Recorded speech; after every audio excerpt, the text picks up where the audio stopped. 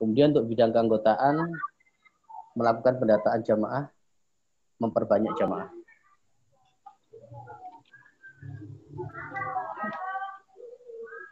Saya mewakili pengurus Jamaah Istiqomah mengucapkan banyak terima kasih atas partisipasi Bapak dan Ibu dalam kegiatan ini. Semoga menjadi amal ibadah kita. Amin. Kami juga meminta maaf bila dalam pelaksanaan nanti tausiah online ini banyak kekurangan. Insya Allah kami sebagai panitia akan melakukan evaluasi. Mungkin itu aja yang bisa saya sampaikan. Assalamualaikum warahmatullahi wabarakatuh. Waktu kami kembalikan ke Uti Cici. Terima kasih Ahli Piano.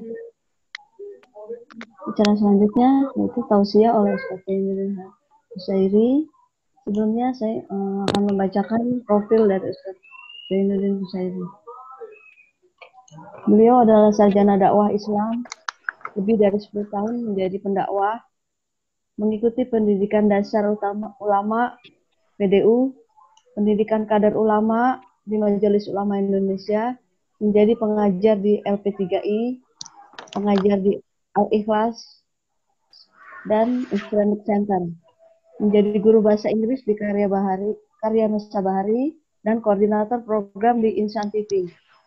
Saat ini beliau menjadi guru tetap dan penasehat di berbagai tempat seperti Masjid At-Taqwa, Kapuas 3 Semper, Semper Barat, di Masjid Astra, perusahaan pertambangan Pama, dan masjid-masjid lainnya.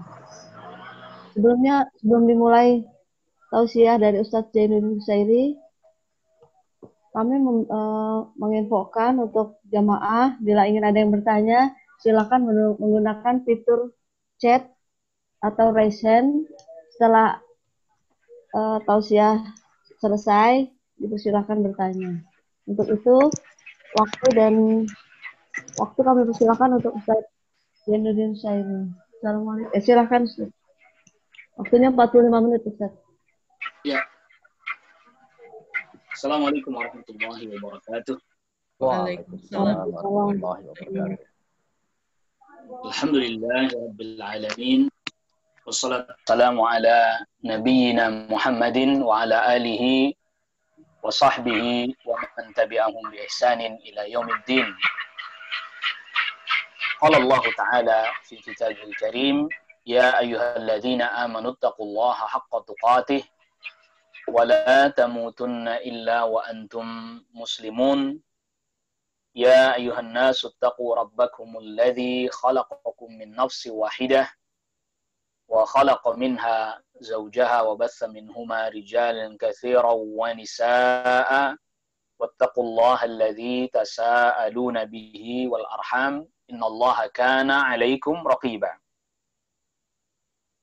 Ya ayyuhalladzina amanu taqullaha wa qulu qawlan sadida yuslih lakum a'malakum wa yaghfir lakum dhunubakum wa may yuti'illaha wa rasulahu faqad faza fawzan 'azima amma ba'd. Ma'asyiral muslimin wal muslimat, jamaah Istiqomah yang semoga kita semua selalu dirahmati oleh Allah Subhanahu wa taala. Pada kesempatan pagi hari ini alhamdulillah kita memuji Allah Subhanahu wa taala. Kita masih diberikan oleh Allah Subhanahu wa taala berbagai macam kenikmatan, nikmat iman, nikmat Islam, juga kita masih dipertemukan dengan bulan Dzulhijjah ya. Di mana pada hari ini kita masuk pada hari yang kelima ya. Jadi hari Rabu, Kamis, Jumat, Sabtu, Ahad, ya ini hari kelima atau tanggal 5 Dzulhijjah. Rasulullah Shallallahu Alaihi Wasallam sabdakan, hadisnya sahih diriwayatkan Imam Bukhari dari sahabat Abdullah ibn Abbas radhiyallahu anhuma, bahwa hari-hari pertama di bulan Dzulhijjah ini termasuk hari-hari yang dimana amal salih sangat dicintai oleh Allah Subhanahu wa taala. Rasulullah sallallahu alaihi wasallam sabdakan, "Ma min ayyamin al-'amalu salih fihinna ahabbu ila Allahi min hadhil ayyam." Tidak ada hari-hari di mana pada hari-hari tersebut amal soleh sangat dicintai oleh Allah Subhanahu wa taala melainkan pada hari-hari ini. yaitu 10 hari pertama di bulan Dzulhijjah. Lalu kemudian Rasulullah SAW ditanya, walal jihadu fi sabilillah, apakah tidak bisa ditandingi dengan jihad fi sabilillah? Apakah nggak bisa ditandingi amal soleh pada 10 hari pertama di bulan Dzulhijjah ini dengan jihad fi sabilillah? Rasulullah SAW menjawab, walal jihadu fi sabilillah, nggak bisa ditandingi dengan jihad fi sabilillah. Illa rajulun kharaja bi nafsihi wa malihi wa lam yarji' minhu bi syai'. Kecuali seseorang yang dia pergi berangkat jihad dan nggak pulang lagi. Artinya dia wafat di medan jihad, hartanya pun habis di medan jihad. Kalau yang itu nggak bisa ditandingi. Tapi kalau orang berangkat jihad masih bisa pulang dalam keadaan selamat, itu tidak bisa menandingi amal salih yang dikerjakan pada 10 hari pertama di bulan Dzulhijjah ini. Karena tadi sangat mulia, sangat utama. Ini menunjukkan keutamaan hari-hari ini. Nah, lalu kemudian selanjutnya pertanyaannya memang apa saja amalan yang kita dianjurkan untuk mengerjakannya di awal bulan Dzulhijjah ini. Bahkan sampai para ulama katakan saking utamanya 10 hari pertama di bulan Dzulhijjah ini lebih, kalau dari sisi hari ya, dari sisi hari itu artinya di siang hari. Di siang hari itu lebih utama daripada 10 hari terakhir bulan Ramadan. Jadi kalau malam hari, 10 hari terakhir bulan Ramadan itu lebih utama. Tapi kalau di siang hari, 10 hari pertama di bulan Dzulhijjah itu yang lebih utama. Ya, di antara para ulama tafsir seperti Al-Imam Ibnu Jarir At-Tabari katakan ketika menafsiri firman Allah surat Al-Fajr ayat yang kedua, walayalin ashr, 10 malam, itu artinya 10 hari pertama di bulan Dzulhijjah. Amalan apa saja yang kita dianjurkan, kita diperintahkan untuk kita kerjakan di 10 hari pertama di bulan Dzulhijjah ini. Di antaranya yang pertama adalah memperbanyak takbir, tahlil, dan tahmid. Jadi memperbanyak takbir. Nah, takbir di 10 hari pertama di bulan Dzulhijjah ini itu lebih panjang waktunya.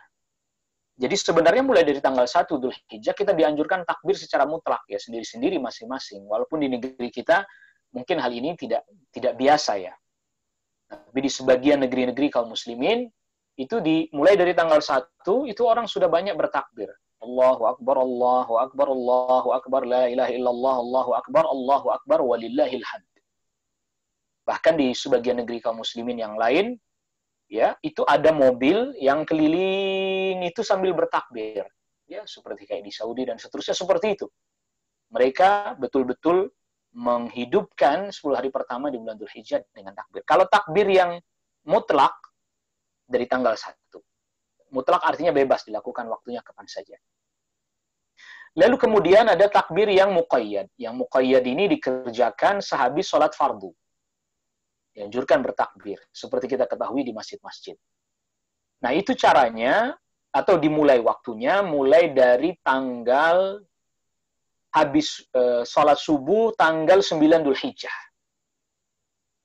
Ya, dia mulai bertakbir sampai berakhir waktu asar tanggal 13 Dzulhijjah. Jadi setiap habis sholat fardu takbir, Allahu Akbar, Allahu Akbar. Ini yang disebut dengan takbir muqayyad karena dia dibatasi waktunya setiap habis sholat fardu. Ini yang dianjurkan yang pertama. Yang kedua yang dianjurkan adalah memperbanyak saum, puasa. Puasa sunnah. Ya, jadi memperbanyak.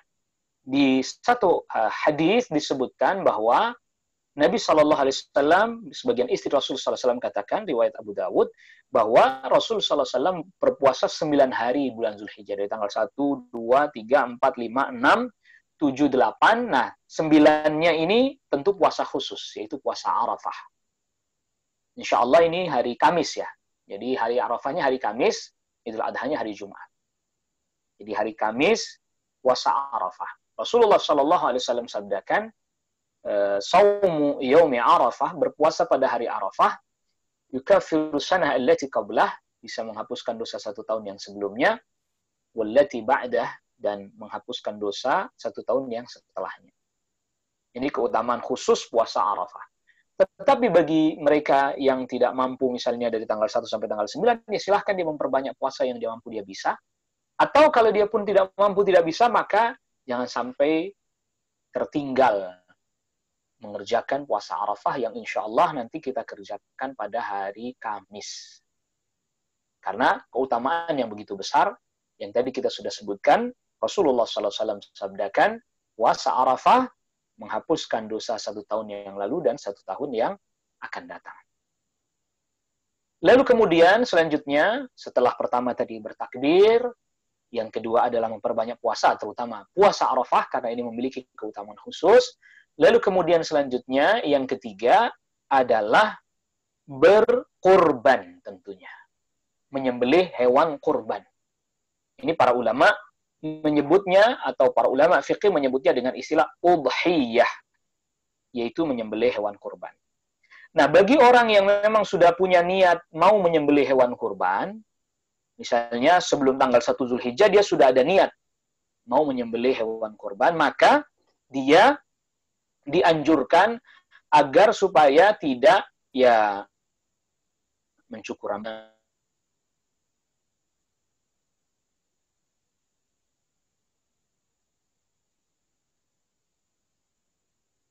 Asyar, apabila salah seorang di antara kalian sudah masuk 10 hari pertama di bulan Dzulhijjah, wa arada ahadukum ayyudhhiya, dan salah seorang di antara kalian sudah hendak menyembelih hewan kurban,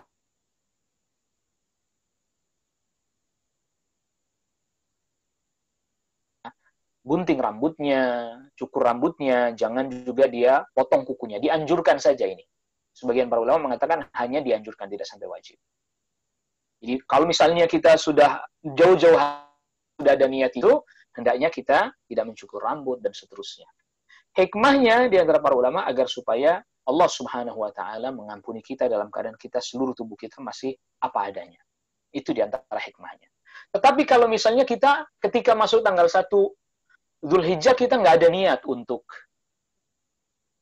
kurban. Kemudian misalnya sekarang tanggal 5, alhamdulillah rezekinya ada, dia niat. Maka mulai dari dia ada niat untuk berkorban, itulah dia dianjurkan untuk tidak mencukur rambutnya, ya, memotong kumisnya, termasuk juga memotong kukunya. Dianjurkan dia menahan diri sampai nanti hewannya disembelih. Karena dalam sebagian riwayat disebutkan hatta yudhhiya, sampai dia sembelih hewan kurbannya.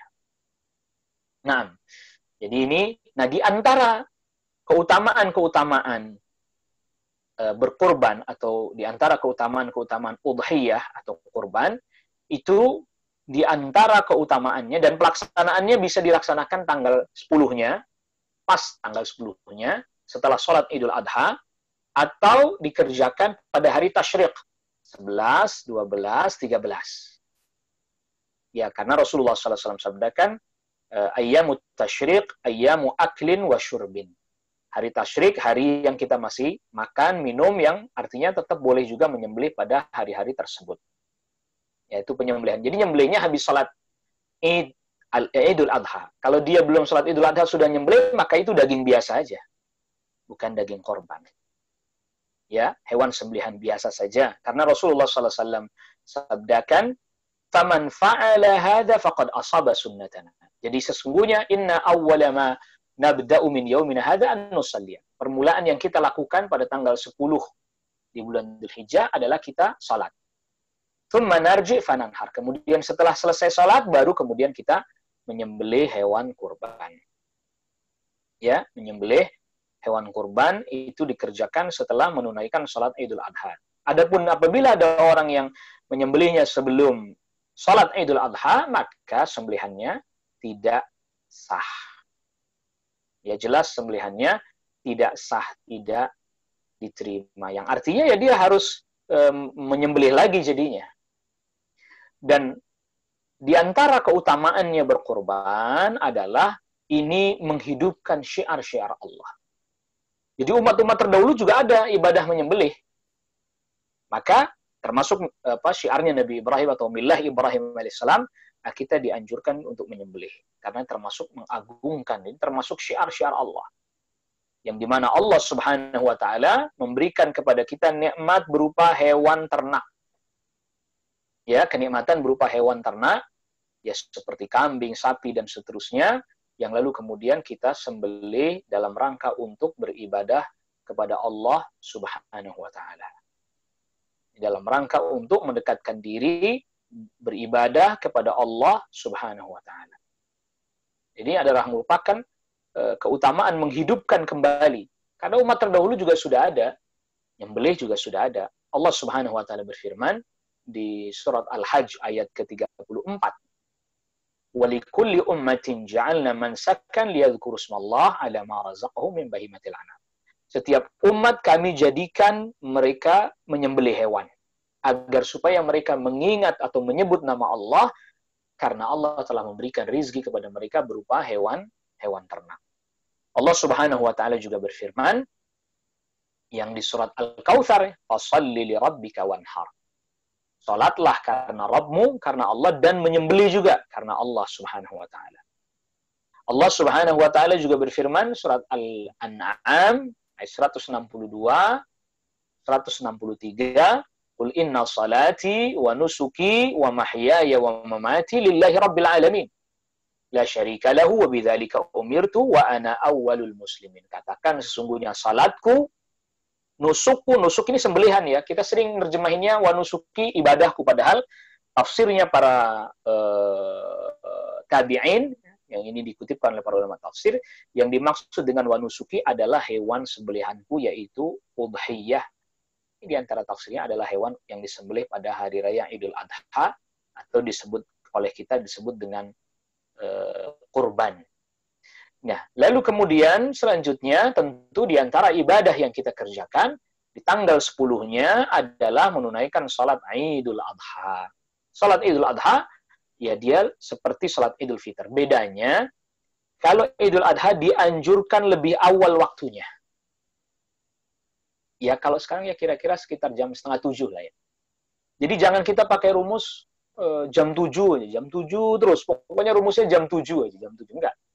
Jadi ditunaikannya jam 6:30. Karena Idul Adha dianjurkan lebih awal agar supaya orang bisa segera menyembelih hewan kurbannya. Ya apalagi jatuhnya Idul Adha kali ini itu pada hari Jumat. Ya, pada hari Jumat. Nah, jadi waktu yang dimiliki begitu sempit. Ya, waktu yang dimiliki begitu sempit. Nah, terkait dengan hewan kurban, itu diantaranya yang harus kita perhatikan, tentunya dia adalah hewan yang memenuhi persyaratan. Dia tidak cacat, dan seterusnya.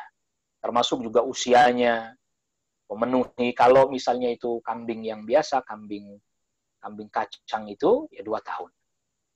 Ya, atau ditandai dengan sudah lepas 1 giginya. Begitu.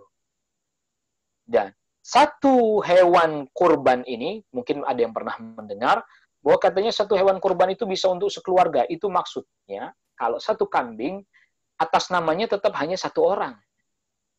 Tapi pahalanya itu yang bisa untuk seluruh keluarga. Tapi atas namanya tetap hanya 1 orang. Ini yang harus difahami ya. Jadi bukan berarti 1 kambing untuk 1 keluarga. Bukan, tapi 1 kambing atas namanya tetap atas nama 1 orang. Yang lalu kemudian, pahalanya itu bisa untuk seluruh anggota keluarga. Dan yang paling utama adalah ya menyembelih. Jadi kalau ada orang tanya lagi, boleh nggak misalnya karena pandemi seperti sekarang ini, jadi kita nggak korban, kita sedekah berupa uang saja. Tidak, tetap lebih utama berkorban. Ya di hari Idul Adha dan Ayyamut Tasyrik jauh lebih utama. Kenapa? Karena ini ibadah yang telah diatur waktunya. Kalau sedekah kan bebas waktunya, nggak harus di Idul Adha. Oleh karena dia memiliki waktu yang khusus, waktu tertentu, maka dia jauh lebih utama. Dan juga tentunya, sama-sama kita ketahui, ini ada pelajaran yang penting, sebagaimana tadi disebutkan dalam surat Al-An'am ayat 162 tadi. Sesungguhnya salatku, menyembelihku, hidupku, matiku, lillahi rabbil alamin. Hanya untuk Allah, karena Allah. Ya, tidak boleh kita menyembelih untuk selain Allah Subhanahu wa ta'ala, seperti menyembelih untuk penunggu laut, Nyi Roro Kidul misalnya, biar nggak diganggu nelayan, tangkapan ikannya, ini tidak boleh. Bahkan ini kesyirikan, naudzubillah. Rasulullah SAW sabdakan, dalam hadis yang diriwayatkan oleh Imam Muslim, la'anallahu man dzabaha li ghairillah. Allah laknati orang yang menyembelih untuk selain Allah Subhanahu wa taala, tidak boleh. Atau mau bangun bangunan, bangun jembatan misalnya ya, sembelih kerbau kepalanya ditanam. Ini tidak boleh. Bahkan dagingnya jadi haram. Karena termasuk hewan yang disembelih untuk selain Allah Subhanahu wa taala, tidak boleh. Mau bangun bangunan, bangun rumah, sembelih kambing kepalanya ditanam. Ini tidak diperkenankan. Ini termasuk sembelihan untuk selain Allah Subhanahu wa taala. Jadi ini mesti kita catat, ini mesti kita ingat, bahwa dalam hal menyembelih itu juga ada aturannya. Nggak boleh kita nyembelih untuk selain Allah Subhanahu wa taala. Bahkan sangat fatal ini. Sangat fatal. Karena ini bagian daripada sesuatu yang semestinya hanya ibadah untuk Allah, tapi malah diperuntukkan atau dipersembahkan untuk selain Allah Subhanahu wa taala. Ini tidak diperkenankan, tidak diperbolehkan. Ya. Makanya Rasulullah SAW pernah sebutkan dalam hadis yang diriwayatkan oleh Imam Ahmad, dakhala rajulu al-jannata fi dzubabin wa dakhala an-nara fi dzubabin. Ada seseorang yang masuk surga karena lalat, masuk neraka karena lalat. Bagaimana kok bisa begitu? Ada dua orang, dia melewati satu perkampungan, yang dimana perkampungan itu penduduknya menyembah berhala. Ketika orang yang pertama lewat, dihentikan, silakan Anda tidak akan kami perkenankan lewat, kecuali memberikan persembahan kepada berhala kami. Walaupun seekor lalat. Akhirnya dia tangkap seekor lalat, yang lalu kemudian dia persembahkan untuk berhala kaum tersebut. Nah ini Rasulullah SAW katakan, dia ini yang masuk ke dalam neraka. Lalu kemudian, orang yang kedua lewat, lalu kemudian dia dihentikan oleh kaum ini agar supaya dia memberikan persembahan kepada berhala kaum tersebut. Lalu kemudian orang yang kedua ini nggak mau. Ya, ma kuntu liuqarriba walau dzubaban. Saya nggak akan memberikan persembahan kepada berhala kalian walaupun seekor lalat sekalipun. Akhirnya orang ini pun dibunuh. Kata Rasul sallallahu alaihi wasallam, orang inilah yang masuk ke dalam surganya Allah Rabbul Alamin. Jadi di sini jelas bahwa yang namanya nyembelih untuk persembahan nggak boleh untuk ibadah kecuali hanya kepada Allah Subhanahu wa taala, seperti kurban, akikah dan seterusnya. Maka tidak boleh kita membuat persembahan untuk penunggu laut, melarung kepala kerbau di laut, ini tidak diperkenankan. Ya, ini tidak diperbolehkan, ini adalah sesuatu yang dilarang dan sesuatu yang diharamkan. Nah, ini perlu kita ingat. Ya.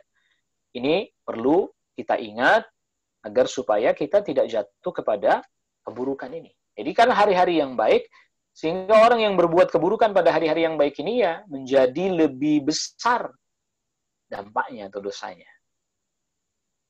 Ya, di menyembelih ini termasuk ibadah. Nggak boleh ya menyembelih yang seperti ini kita peruntukkan untuk selain Allah Subhanahu wa taala. Dan banyak sekali di dalam Al-Qur'an disebutkan salat dan menyembelih. Tadi contohnya yang di surat Al-Kautsar. Fashalli li rabbika wanhar. Salatlah karena Rabbmu dan wanhar, menyembelihlah. Jadi disebutkan bersamaan antara salat dengan menyembelih. Begitu juga Allah Subhanahu wa taala sebutkan tadi di surat Al-An'am ayat 162, "Qul inna salati wa nusuki." Salatku dan sembelihanku. Nusuk tadi sembelihan, kita sudah jelaskan maknanya nusuk. Maka ini menunjukkan bahwa menyembelih itu adalah ibadah. Salat itu ibadah, sebagaimana salat tidak boleh diperuntukkan melainkan hanya untuk Allah. Begitu juga dalam hal menyembelih, untuk dijadikan mendekatkan diri kepada Allah, kurban, tidak boleh kecuali hanya untuk Allah. Jadi kalau orang menyembelih agar supaya tidak diganggu jin dan seterusnya, tidak boleh. Ini persembahan untuk mereka berarti. Na'udzubillah. Nasallallahu alaihi wasallam. Dan ini adalah perbuatan yang sangat buruk karena dia telah melakukan kesyirikan yang besar. Nah, lalu kemudian selanjutnya, ini yang perlu menjadi catatan bagi kita, penting juga untuk kita fahami, ya bahwa dianjurkan kalau bisa ya kita menyembelih kurban, kita sendiri yang menyembelih. Kita sendiri yang menyembelih. Kalau kita bisa menyembelih, kita sendiri yang menyembelih. Ya kalau tidak, ya boleh dititipkan tadi. Kita sendiri yang menyembelihnya. Dan tidak boleh bagi orang yang berkorban, dia menjual kulitnya dari hewan kurbannya, tidak boleh. Kepalanya dijual sama orang yang berkorban. Atau kemudian kakinya, nggak boleh. Karena Rasulullah SAW sabdakan, hadis riwayat Imam Hakim, "Man ba'a jilda udhiyatihi fala udhiyatalah." Siapa orang yang menjual kulit dari hewan kurbannya, ya tidak jadi korban bagi dirinya. Ya, tidak jadi korban, artinya itu tidak korban namanya. Nah, bagaimana kalau seandainya panitianya? Nah, baik. Panitia menjual, perlu kita ketahui bahwa panitia kurban, kalau dia misalnya begini, saya kurban, katakanlah misalnya seekor kambing. Saya bawa ini ke panitia. Lalu kemudian saya katakan, panitia saya titip. Nah, jadi akadnya itu nitip ya. Bukan ngasih hewan, bukan. Saya titip hewan kurban saya ini agar supaya disembelihkan, dikuliti, dan dibagikan. Nah, nanti dari hewan kurban ini, kepalanya, kulitnya, misalnya buat Anda, dikasihin ke panitia oleh orang yang berkorban. Nah, maka kalau ditanya, boleh nggak mereka menjualnya? Boleh, tapi setelah hewan itu disembelih. Hewannya disembelih dulu, udah disembelih, baru kemudian dia mengambil yang memang tadi menjadi bagiannya, yang sudah dikatakan itu buat panitia, lalu kemudian dijual. Boleh, itu diperkenankan. Tapi kalau ini ya sebagaimana kita ketahui, kalau orang ya sudah nggak apa-apa, terserah buat panitia, itu boleh. Tapi tetap dia harus menjualnya setelah disembelih. Tidak boleh dia menjualnya sebelum disembelih. Jadi misalnya hewan kurbannya belum disembelih, lalu kemudian pengepulnya udah datang duluan, panjerin. Ini tidak boleh. Ini berarti hewan itu sudah dijual sebelum disembelih. Bagian dari hewan itu sudah dijual sebelum disembelih. Ini tidak boleh. Karena dia yang namanya kurban itu nyembelihnya. Nyembelih dulu. Lalu diambil, baru kemudian dia jual. Nah, ini yang perlu kita pahami. Mekanismenya seperti itu ya. Jadi jangan sampai nanti terjadi kekacauan kerancuan. Dan termasuk juga ya tidak boleh panitia mengambil dari hewan kurban itu, bagian dari hewan kurban itu, sesukanya tanpa diizinkan oleh orang yang berkorban. Sekali lagi, panitia kurban itu hanyalah wakil dari orang yang berkorban untuk membantu menyembelih, menguliti, termasuk mencacah dagingnya, terus kemudian termasuk mendistribusikannya kepada orang, membagi-bagikannya kepada orang yang memang hendak diberi dari hewan kurban tersebut. Nah, lalu ada cacat-cacat dari hewan kurban yang fatal. Yang ini bisa menyebabkan hewan kurban itu tidak sah untuk dijadikan sebagai hewan kurban. Rasulullah Shallallahu Alaihi Wasallam sabdakan, yang pertama adalah al-a'warul bayyinu awaruha. Ini riwayat Imam Nasai. Hewan itu buta matanya sebelah. Ya, kalau sebelah aja nggak boleh, apalagi dua-duanya buta. Yang kedua adalah al-a'rajul al-arja'ul bayyinatu arajuha, yang pincang, jelas-jelas. Pincangnya bukan karena apa, jadi memang betul-betul pincang dia. Ya kalau pincang ringan karena misalnya pas turun pincangnya ringan, itu tidak masalah. Memang sudah pincang dia, sebelum kena kejadian apa dia udah pincang. Beda kalau misalnya begini, ada hewan itu sudah dibeli bagus, nggak pas diantar misalnya terjadi kejadian. Jadi satu insiden, diturunin dari kendaraan, dari mobil, lalu kemudian ada terkilir, lalu dia pincang. Yang seperti ini, wallahu a'lam, ya kalau masih bisa ditukar, tukar. Tapi kalau memang tidak, itu tetap sah. Karena cacatnya itu bukan ketika dia membeli dalam keadaan cacat, tidak. Ini yang kedua. Lalu kemudian yang ketiga adalah al-kasiratul lati la tunqi, yang sangat kurus sekali. Ini cacat-cacat atau aib yang menyebabkan hewan kurbannya nggak sah, tiga ini. Buta matanya satu, pincang kakinya jelas-jelas, lalu kemudian yang terlampau kurus banget. Ya. Atau yang satu lagi empat ya, ada empat. Yang keempat adalah yang sakitnya sangat berat.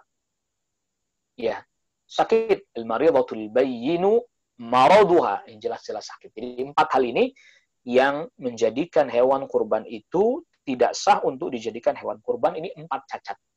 Adapun kalau sobek kupingnya sedikit, ya kan biasanya ada para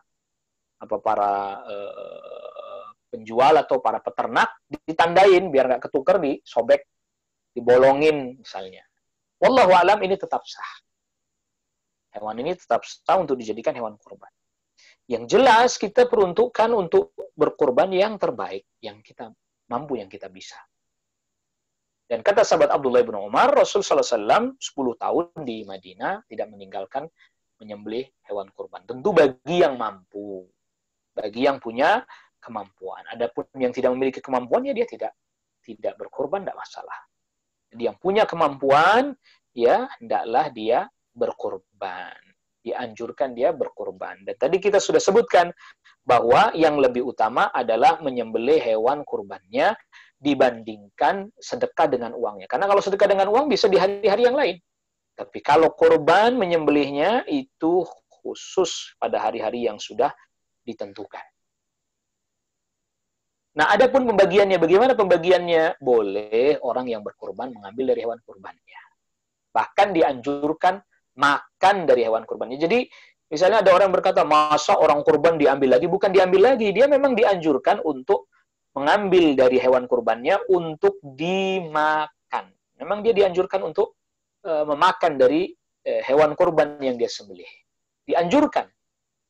Ya kalau dia tidak mau juga tidak apa-apa. Tetapi kalau memang dia mau memakannya itu dianjurkan. Sangat dianjurkan dia mengambil dari hewan kurbannya lalu kemudian dimakan. Makanya Rasulullah SAW kalau habis sholat Idul Adha, beliau bawa domba beliau, lalu kemudian beliau sembelih, lalu kemudian beliau makan. Maka ketika para ulama katakan dianjurkan kalau sholat Idul Adha itu tidak makan terlebih dahulu, itu maksudnya adalah bagi orang yang berkorban agar dia ketika selesai sholat Idul Adha lalu kemudian dia menyembelih, ya dia menyembelih hewan kurban, lalu kemudian dari dagingnya langsung dia masak dipakai buat sarapan, itu maksudnya. Jadi bukan dimaknai puasa dulu ya, jangan haram kan puasa tanggal 10 Dzulhijjah haram. Jadi jangan diartikan, jangan dimaknai bahwa dianjurkan puasa dulu sebelum sholat Idul Adha, ini tidak benar. Jadi kalau misalnya orang mau minum, mau makan kurma sebelum sholat Idul Adha boleh. Jadi anjuran tadi itu dia tidak makan terlebih dahulu. Bagi orang yang berkurban, dia habis sholat Idul Adha, segera dia menyembelih hewan kurbannya, lalu dia ambil dari daging hewan kurban itu, langsung dia masak, dia sarapannya di pagi hari itu menggunakan daging hewan kurbannya tersebut. Nah, kalau kita sekarang, kita nunggu, nggak makan-makan, atau nunggu hewan kurban, ya bisa sore, asar kita baru makan. Jadi jangan salah paham ya. Jadi dianjurkannya tidak makan terlebih dahulu. Itu adalah dalam rangka agar supaya orang yang kurban pertama kali yang dia makan adalah daging dari hewan kurbannya. Ya, daging dari hewan kurbannya. Dan juga dianjurkan kalau bisa orang yang berkurban menyaksikan hewan kurbannya disembelih. Allah berfirman surat Al-Hajj ayat ke-28, liyashhadu manafi'a lahum, agar mereka menyaksikan manfaat-manfaat bagi mereka, ya termasuk manfaat duniawiyah, manfaat berkorban. Wa yadhkuru smallahi fi ayyamin ma'lumat, dan terus mengingat dan menyebut nama Allah pada hari-hari yang telah ditentukan, ala ma razaqahum, karena rizki yang telah Allah berikan berupa mimbahi matil an'am, berupa hewan ternak. Kalau bisa dia menyaksikan, tapi tidak wajib. Tidak wajib. Jadi kalau dia tidak menyaksikan hewan kurbannya tidak masalah.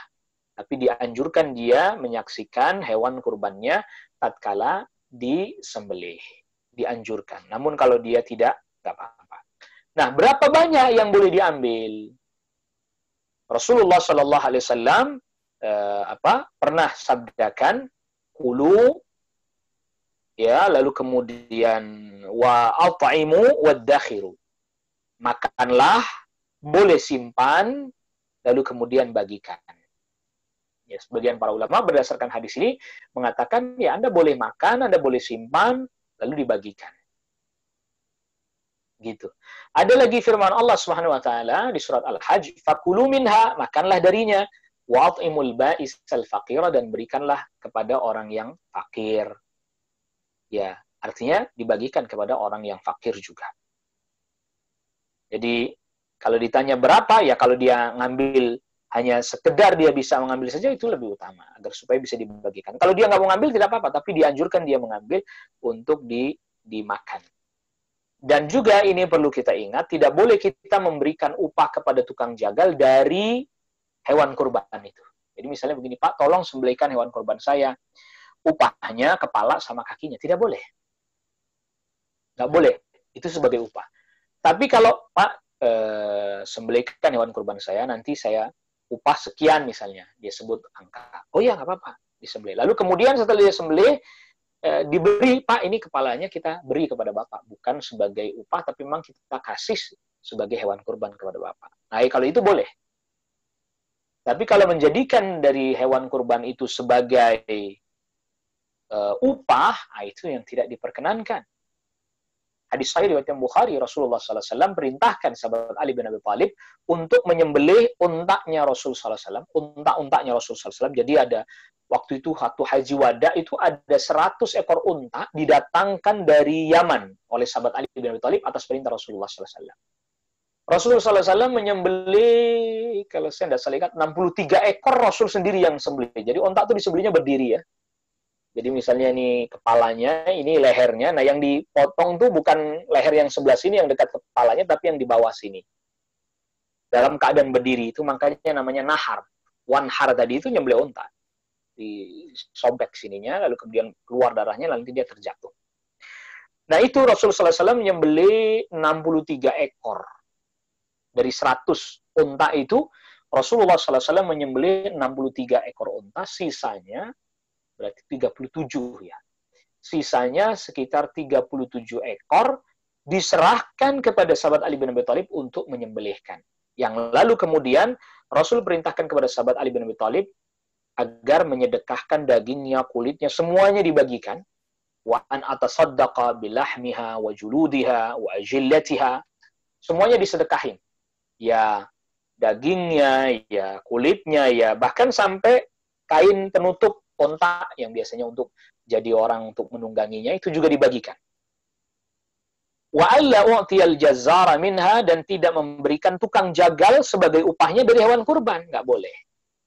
Kepala sebagai upahnya, kaki nggak boleh. Tapi kalau upah nih kita kasih upah, tapi ya dia juga kita berikan sebagai bagian dari hewan kurbannya, apa kepalanya, kakinya silahkan, tapi tidak sebagai upah. Maka kata sahabat Ali bin Abi Thalib, nahnu nu'tihi min indina. Kami memberikan tukang jagal itu ya dari kita sendiri. Ya. Dari kita sendiri kita upah dia. Boleh. Jadi kalau menjadikan dari hewan kurban itu sebagai upah, maka ini tidak diperkenankan. Tapi kalau dia diupah lalu kemudian secara sukarela atau kita ya mungkin kalau bahasa kita sekarang ini kebijakannya panitia dia diberi juga, ya itu silahkan. Tapi kalau sebagai upahnya, ini tidak diperkenankan, ini tidak diperbolehkan. Nah, lalu kemudian tentunya ini karena masa-masa seperti sekarang, termasuk masa pandemi dan seterusnya, ya alangkah baiknya kalau pembagian itu tidak orang suruh antri, datang, berdesakan, ya tapi didata lalu didatangi. Ya, didatangi, dibagikan, diberikan kepada mereka. Itu didatangi. Jadi orang nggak perlu berdesak-desakan, orang nggak perlu rebutan, ya, orang nggak perlu sampai berdesak-desakan, apalagi sampai naudzubillah terinjak-injak dan seterusnya. Ini perlu kita pahami ya. Ini perlu sama-sama kita mengerti, kita pahami juga. Jadi jangan sampai kita nih mau ibadah, tapi akhirnya memberi sesuatu dengan menyakiti orang yang kita beri. Itu dilarang. Ya ayyuhalladzina amanu la tubtilu shadaqatikum bil manni wal adza. Hai orang-orang beriman, jangan kalian membatalkan pahala pemberian kalian dengan mengungkit-ungkit pemberian itu dan menyakiti orang yang diberi. Jadi gimana? Kita mau ngasih hewan kurban tapi orangnya keinjak-injak misalnya, atau seperti orang bagi zakat orangnya berdesakan akhirnya dia terinjak-injak. Nauzubillah. Nasallallahu alaihi wasallam. Nah, ya ini diantara hal-hal yang mesti kita perhatikan, yang mesti kita ketahui terkait dengan kurban, terkait dengan udhiyah. Nah, tentunya juga, ini sebelum kita tutup, dan kita buka nanti untuk tanya jawab, tentunya juga, kenapa 10 hari pertama di bulan Dzulhijjah menjadi utama? Ya karena ditunaikannya pelaksanaan ibadah haji. Tanggal 8, 9, 10, 11, 12. Bagi yang nafar awal sudah boleh meninggalkan tempat lempar jumroh, sudah selesai, tahallul yang kedua. 13 bagi orang yang menunggu an-nafar tsani. Jadi pada hari-hari ini berkumpul ibadah-ibadah yang begitu besar tadi. Mulai takbir, puasa sunnah, termasuk di dalamnya puasa Arafah, salat Idul Adha, lalu kemudian menyembelih hewan kurban, termasuk pelaksanaan ibadah haji. Maka berkumpulnya ibadah-ibadah besar yang utama pada 10 hari pertama di bulan ini yang kemudian menjadi alasan mengapa 10 hari pertama di bulan Dzulhijjah menjadi lebih utama dibandingkan di siang harinya ya, dibandingkan 10 hari malam terakhir di bulan Ramadan. Wallahu taala a'la wa alam. Ini yang bisa saya sampaikan sebagai penjelasan pada pertemuan di kesempatan kali ini. Silahkan bagi para peserta, ikhwan atau akhwat untuk mengajukan pertanyaan kalau memang ada pertanyaan. Wallahu taala a'la wa alam. Ya, silakan. Baik tertulis atau dibacakan langsung silakan.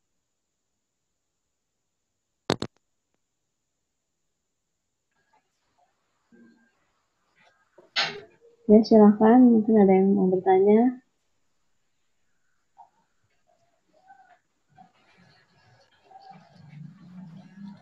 Assalamualaikum warahmatullahi wabarakatuh, Ustadz Zainuddin. Selamat datang, Ustadz.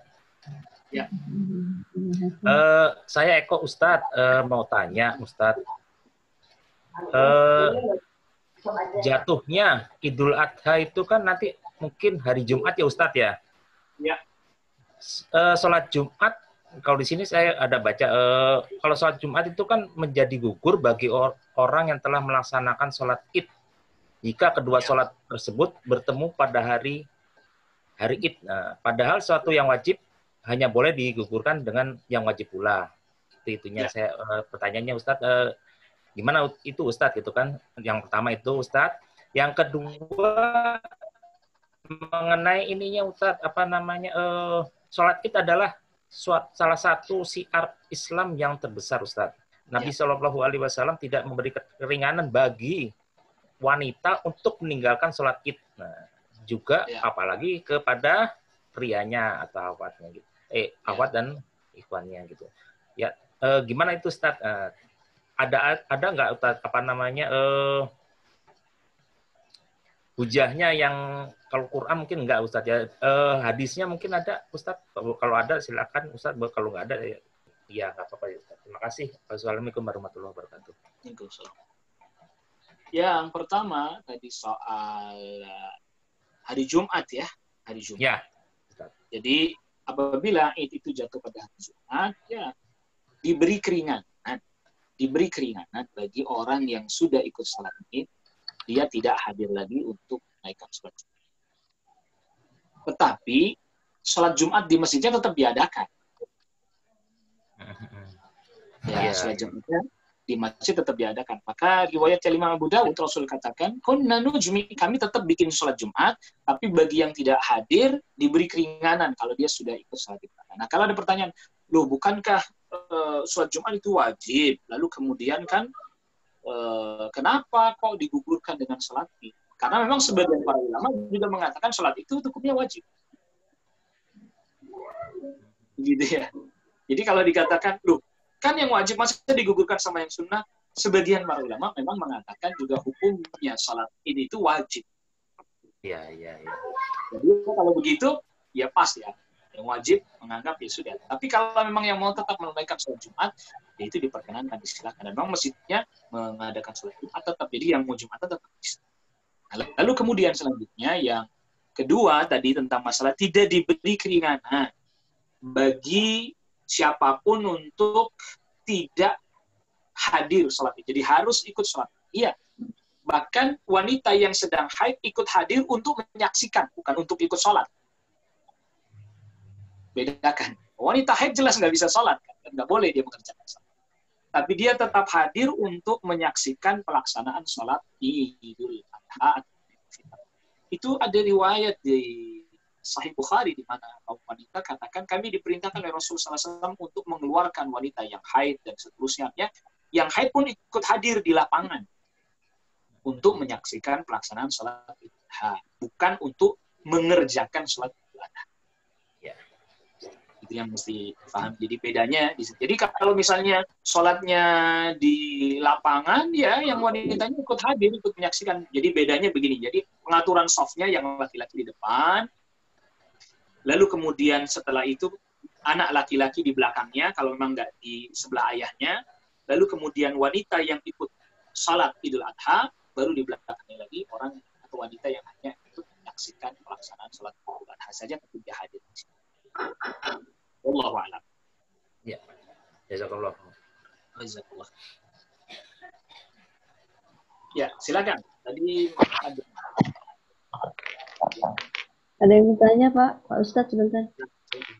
Ibu Junilda Janum, pertanyaannya mau menanyakan tentang jumlah kurban, Pak Ustadz.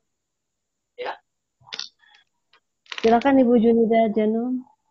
Ukti, silakan. Belakangan ini saya mendengar sesuatu yang saya baru tahu, yaitu bahwa kurban itu boleh kambing satu untuk sebuah keluarga atau untuk satu orang.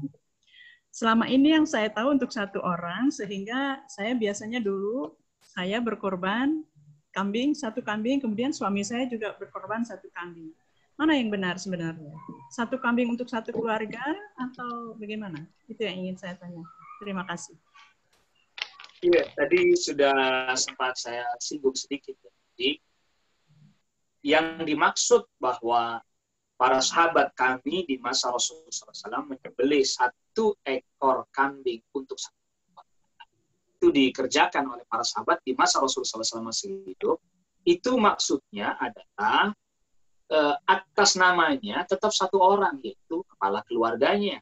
Pahalanya mencakup seluruh anggota keluarga. Gitu ya. Jadi bedakan dengan jeli dan teliti. Bedakan dengan teliti dan jeli. Satu ekor kambing atas nama satu orang, yaitu kepala keluarganya.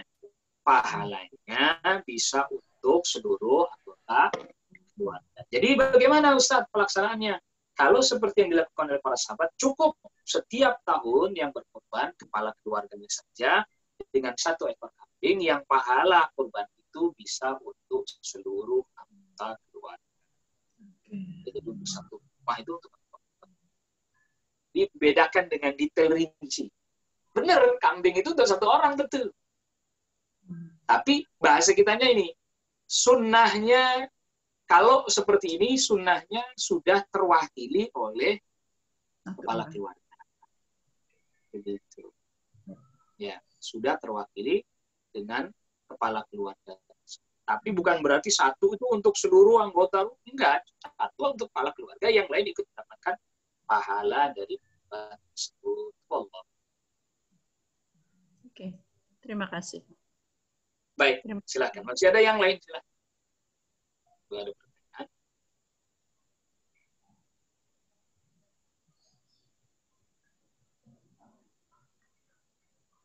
Ya, dari Ikhwan atau yang lainnya silakan.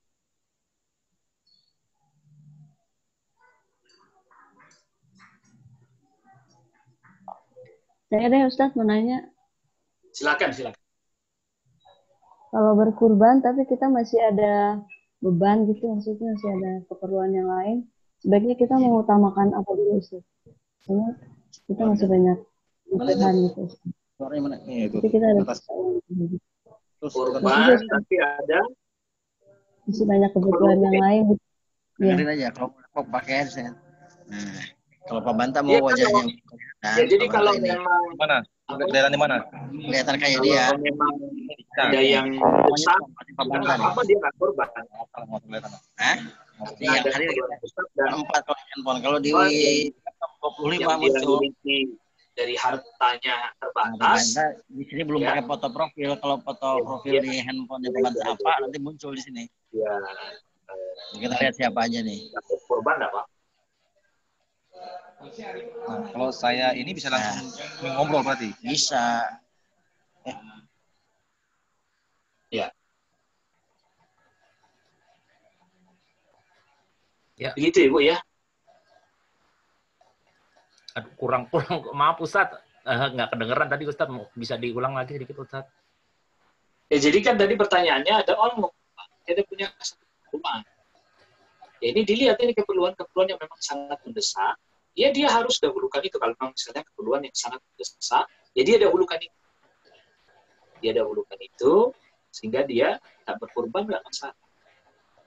Atau misalnya ada gini, ada orang bertanya, Ustaz, saya korban, tapi saya masih punya tanggungan hutang. Bagaimana? Ditanya, tanggungan hutangnya udah jatuh tempo atau enggak? Lalu kemudian dimungkinkan nggak dia punya harta lagi untuk bisa membayar hutangnya? Jadi kita nih kadang selalu ini ya, selalu metodenya selalu metode bentur. Metode bentur. Mestinya kita nggak menggunakan metode bentur. Contohnya begini. Ustadz, mana lebih dulu, korban apa akikah? Ini kan sebenarnya nggak bentur. Mana yang tidak berbentur? Akikah itu kan orang lahir. Kan nggak semua orang lahir bulan Zulhijjah. Toh? Ya anak lahir di akikah. Begitu. Jadi tidak berbenturan sebenarnya dengan korban. Anak lahir, jadi akikah.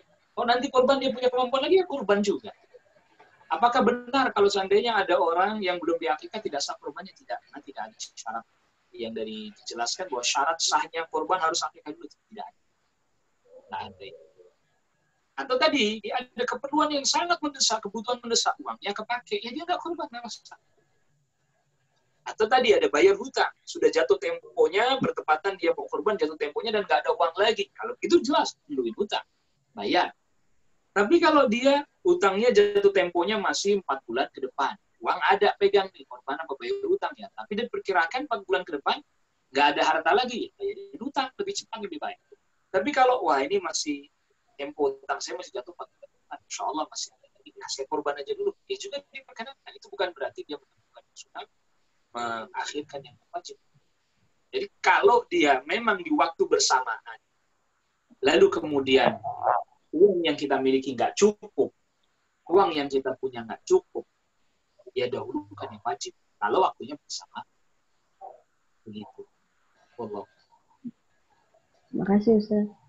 Ya. Masih ada lagi silahkan. Siapa yang mau bertanya? Silakan. Saya Pak Ustadz. Ya, silakan. Assalamualaikum warahmatullahi wabarakatuh. Waalaikumsalam warahmatullahi wabarakatuh. Waalaikumsalam warahmatullahi wabarakatuh. Iya, ini saya mau nanya Pak Ustadz. Tadi dikatakan di depan bahwa untuk yang mau berkurban dianjurkan untuk tidak memotong kuku, juga memotong rambut bagi yang mau berkurban. Ya. Seandainya dia lupa, ternyata setelah tanggal 1 itu dia potong kuku ataupun potong rambut, apakah tidak menjadi mengurangi pahala dia berkurban gitu? Ya. Kemudian yang kedua, apakah boleh berkurban karena memang terjadi sesuatu hal, misalnya tidak ada kambing ataupun sapi yang jantan, yang ada sapi atau kambing betina, apakah boleh berkorban dengan yang berjenis kelamin betina hewannya? Terima kasih Pak Ustaz. Assalamualaikum warahmatullahi wabarakatuh. Waalaikumsalam warahmatullahi Warahmatullahi. Pertama tentang masalah potong rambut, kuku dan seterusnya. Kalau dia lupa nggak ada masalah. Jadi dia lupa gitu ya. Ya cukur rambutnya, dia tidak masalah dan tidak mengurangi pahala dan kualitas berkurbannya tidak. Itu hanya keutamaan yang bukan saja tidak lantas menjadi berpengaruh pada hewan kurban atau sahnya hewan kurban tidak. Utamaannya pun dari dia berkurban tidak. Nah, lalu kemudian kalau tidak didapati hewan jantan, apakah boleh hewan betina? Boleh. Boleh. Tetapi memang kalau dari peraturan dinas peternakan, perikanan dan kelautan, itu tidak boleh menyembelih hewan betina produktif. Ya. Karena hewan betina produktif biasanya kan dia nanti untuk bisa supaya terus melanjutkan populasinya. Tapi kalau yang sudah nggak produktif diperbolehkan. Itu peraturan dari pemerintah ya terkait dengan hewan betina produktif itu yang tidak boleh. Tapi kalau secara syar'i, secara umum hewan betina. Ya. Oh iya, terima kasih Pak Ustaz. Ya, selesai. Sudah.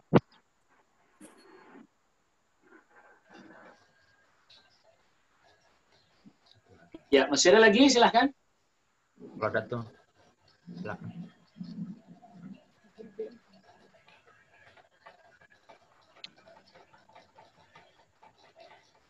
Ya, sudah tidak ada. Ya. Kalau sudah tidak ada, ya